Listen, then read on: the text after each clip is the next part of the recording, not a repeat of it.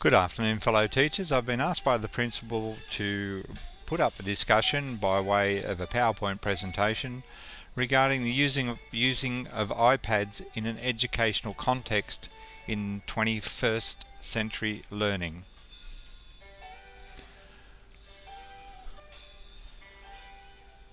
MyCETA 2008 argued that rapid and continuing advances in information and communication technologies, ICT as we know it, are changing the ways that people share, use and process information and technology. The digital natives, and we all know our students are like, they're becoming more restless, and we as educators, and most likely digital immigrants, must become digitally savvy. Schools already employ some ICT strategies such as interactive whiteboards, but technology changes so quickly that we must change with it. Our adoption of the newest educative tool that can assist change and improved outcomes for our students as well as their families and ourselves as educators must be implemented.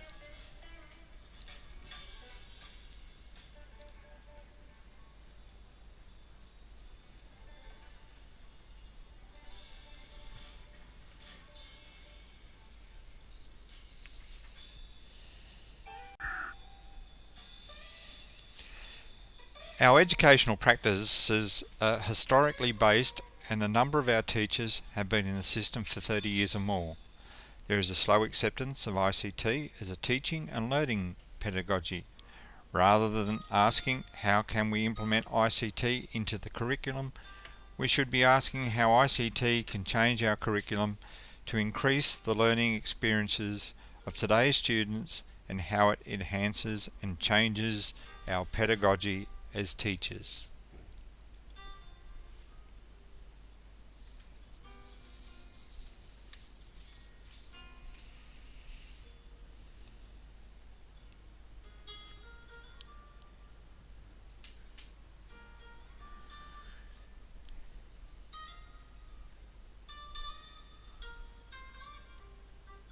Why iPads, I hear you ask?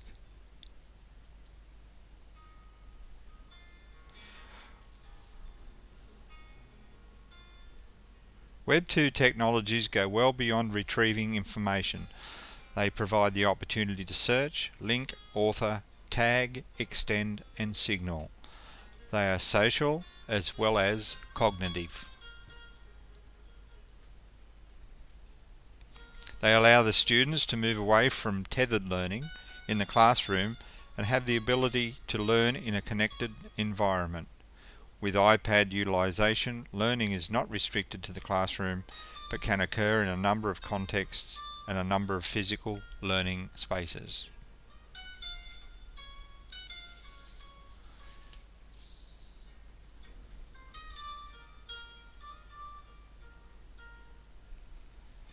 Connected classrooms can have non-financial benefits by increasing opportunities for collaboration between students, teachers and students, and between teachers.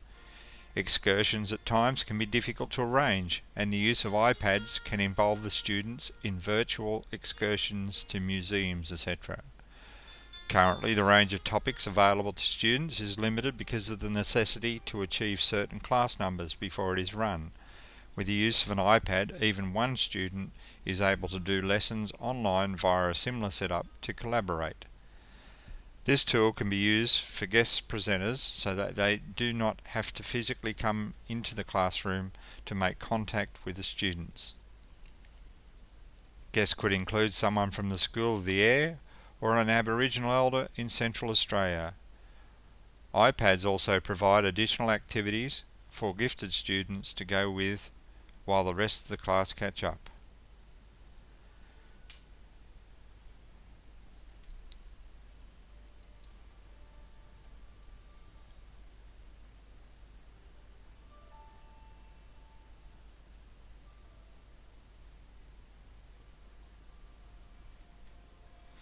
Rather than purchase hard copies of books, e-books can be utilised. The physical iPads will need to be purchased by the parents, as the purchase will not be supported by the education revolution. The device qualifies for a tax deduction of up to 50% of its cost under the education tax refund and is available then to the student at home and at school.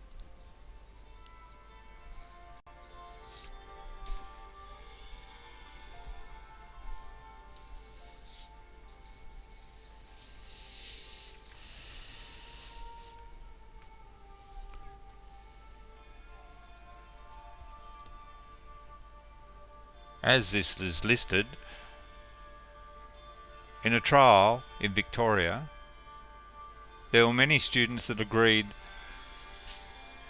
on the value of iPads, particularly in subjects such as LOTE, history, geography, RE and English, with them all obtaining more than 50% of the students agreeing on the outcomes. I would believe that given further trial, it could be further utilised in maths, technology, art, music and drama.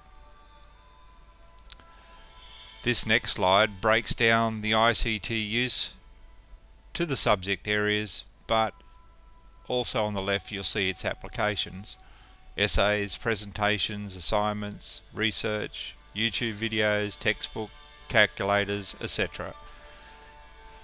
As we can see by looking at the coding, P for iPads, utilised quite heavily in comparison to netbooks.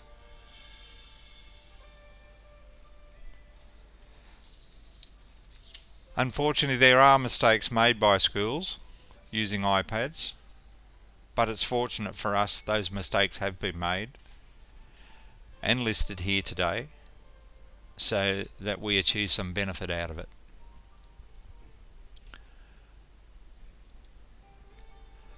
Firstly, the most common mistake is using the iPad only for its content. Teachers must realise that there is a full range of possibilities with the iPad.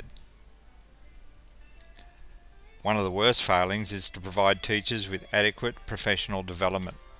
They need instruction on how to incorporate the devices into the learning process. This tool can be used for sharing materials, collecting student work, making comments, and grading.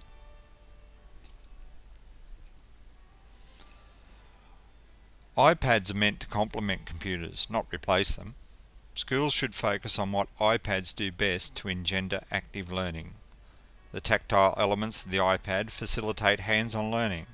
iPad's mobility means students can take pictures, record audio, and shoot video. They can also tell multimedia stories and simulate virtual tours to ancient cities. Active consumption, curation, and creativity suit the device.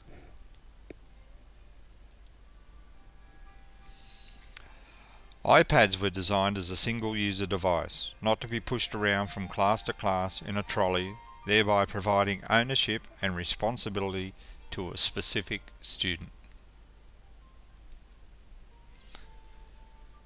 Without clear explanation for the introduction of iPads to the school environment, resistance will be the outcome.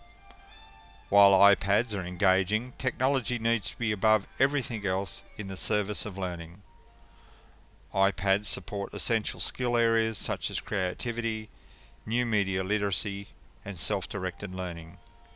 Increasingly, a 21st century education is less about place and more about space.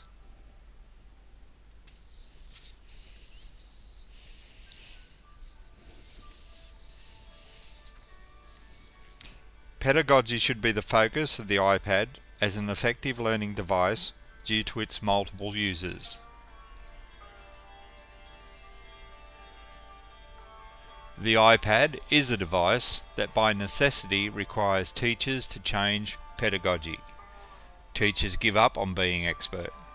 Students are the technical experts in devices, and teachers the experts in teaching and learning.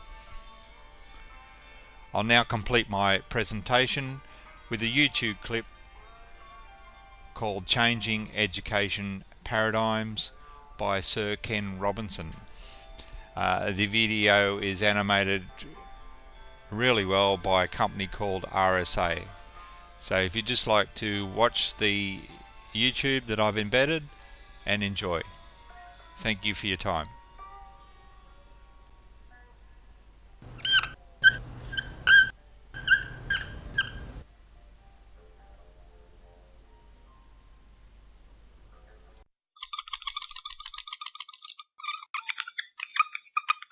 Every country on earth at the moment is reforming public education. There are two reasons for it. The first of them is economic. People are trying to work out, how do we educate our children to take their place in the economies of the 21st century? How do we do that? Given that we can't anticipate what the economy will look like at the end of next week, as the recent turmoil is demonstrating. How do we do that? The second, though, is cultural. Every country on earth is trying to figure out, how do we educate our children so they have a sense of cultural identity and so that we can pass on the cultural genes of our communities while being part of the process of globalization. How do we square that circle? The problem is they're trying to meet the future by doing what they did in the past. And on the way, they're alienating millions of kids who don't see any purpose in going to school. When we went to school, we were kept there with a story, which was if you worked hard and did well and got a college degree, you would have a job. Our kids don't believe that. And they're right not to, by the way. You're better having a degree than not, but it's not a guarantee anymore. And particularly not if the route to it marginalizes most of the things that you think are important about yourself. Some people say we have to raise standards as if this is a breakthrough. You know, like, really, yes, we should. Why would you lower them? You know, I mean, I haven't come across an argument that persuades me of lowering them. But raising them, of course we should raise them. The problem is that the current system of education was designed and conceived and structured for a different age. It was conceived in the intellectual culture of the Enlightenment and in the economic circumstances of the Industrial Revolution. Before the middle of the 19th century, there were no systems of public education. Not really. I mean, you could get educated by Jesuits, you know, if you had the money. But public education, paid for from taxation, compulsory to everybody and free at the point of delivery, that was a revolutionary idea. And many people objected to it. They said it's not possible for many street kids, working class children, to benefit from public education. They're incapable of learning to read and write, and why are we spending time on this? So there's also built into it a whole series of assumptions about social structure and capacity. It was driven by an economic imperative of the time, but running right through it was an intellectual model of the mind, which was essentially the Enlightenment view of intelligence. That real intelligence consists in the capacity for a certain type of deductive reasoning and a knowledge of the classics originally, what we come to think of as academic ability. And this is deep in the gene pool of public education, that there are really two types of people, academic and non-academic, smart people and non-smart people. And the consequence of that is that many brilliant people think they're not, because they've been judged against this particular view of the mind. So we have twin pillars, economic and intellectual. And my view is that this model has caused chaos in many people's lives. It's been great for some. There have been people who have benefited wonderfully from it. But most people have not. Instead, they suffer this. This is the modern epidemic, and it's as misplaced and it's as fictitious. This is the plague of ADHD. Now, this is a map of the incidence of ADHD in America, or prescriptions for ADHD. Don't mistake me here. I don't mean to say there is no such thing as attention deficit disorder. I'm not qualified to say if there is such a thing. I know that a great majority of psychologists and paediatricians think there is such a thing. But it's still a matter of debate. What I do know for a fact is it's not an epidemic. These kids are being medicated as routinely as we had our tonsils taken out. And on the same whimsical basis, and for the same reason, medical fashion. Our children are living in the most intensely stimulating period in the history of the earth. They're being besieged with information and calls for their attention from every platform, computers, from iPhones, from advertising holdings, from hundreds of television channels. And we're penalizing them now for getting distracted. From what? You know, boring stuff at school, for the most part. It seems to me not a coincidence totally that the incidence of ADHD has risen in parallel with the growth of standardized testing. Now, these kids are being given Ritalin and Adderall and all manner of things, often quite dangerous drugs, to get them focused and calm them down. But according to this, attention deficit disorder increases as you travel east across the country. People start losing interest in Oklahoma.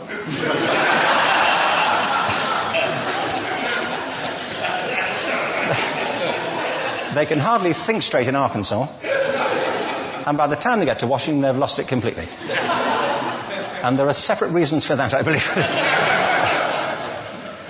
It's a fictitious epidemic. If you think of it, the arts, and I don't say this exclusively of the arts, I think it's also true of science and of maths, but I say about the arts particularly because they are the victims of this mentality currently, particularly.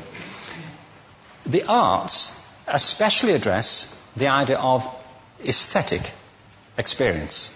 An aesthetic experience is one in which your senses are operating at their peak, when you're present in the current moment, when you're resonating with the excitement of this thing that you're experiencing, when you are fully alive. An anesthetic is when you shut your senses off and deaden yourself to what's happening. And a lot of these drugs are that. We're getting our children through education by anesthetizing them. And I think we should be doing the exact opposite. We shouldn't be putting them asleep. We should be waking them up to what they have inside of themselves. But the model we have is this. I believe we have a system of education that is modeled on the interests of industrialism and in the image of it. I'll give you a couple of examples. Schools are still pretty much organized on factory lines, ringing bells, separate facilities, specialized into separate subjects. We still educate children by batches. We put them through the system by age group. Why do we do that? Why is there this assumption that the most important thing kids have in common is how old they are?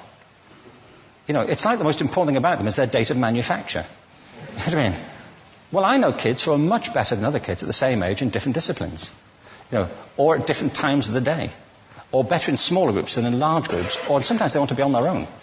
If you're interested in the model of learning, you don't start from this production line mentality.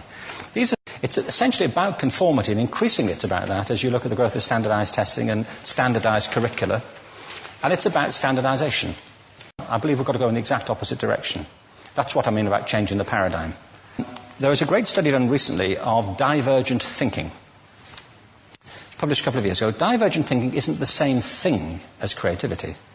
I define creativity as the process of having original ideas that have value. Divergent thinking isn't a synonym, but it's an essential capacity for creativity. It's the ability to see lots of possible answers to a question, lots of possible ways of interpreting a question, to think what Edward de Bono would probably call laterally, to think not just in linear or convergent ways, to see multiple answers, not one.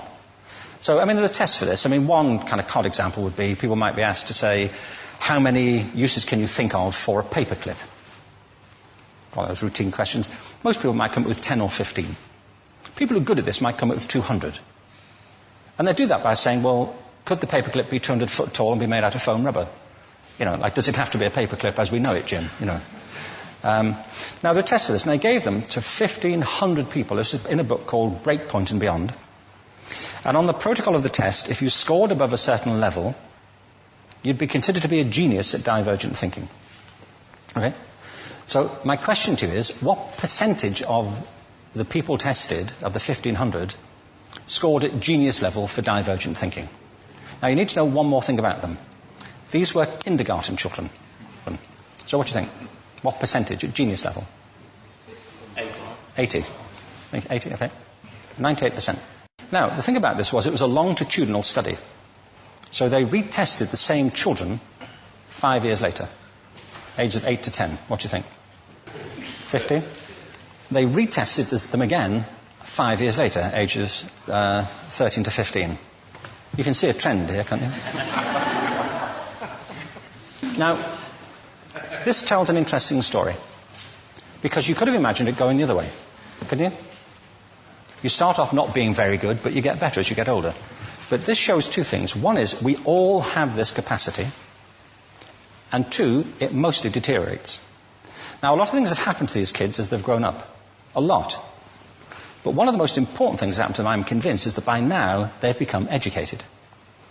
You know, they've spent 10 years at school being told there's one answer, it's at the back. And don't look. And don't copy, because that's cheating. I mean, outside schools, that's called collaboration, but inside schools. Now, this isn't because teachers want it this way, it's just because it happens that way. It's because it's in the gene pool of education. We have to think differently about human capacity. We have to get over this old conception of academic, non-academic, abstract, theoretical, vocational, and see it for what it is, a myth. Secondly, we have to recognize that most great learning happens in groups, that collaboration is the stuff of growth. If we atomize people and separate them and judge them separately, we form a kind of disjunction between them and their natural learning environment.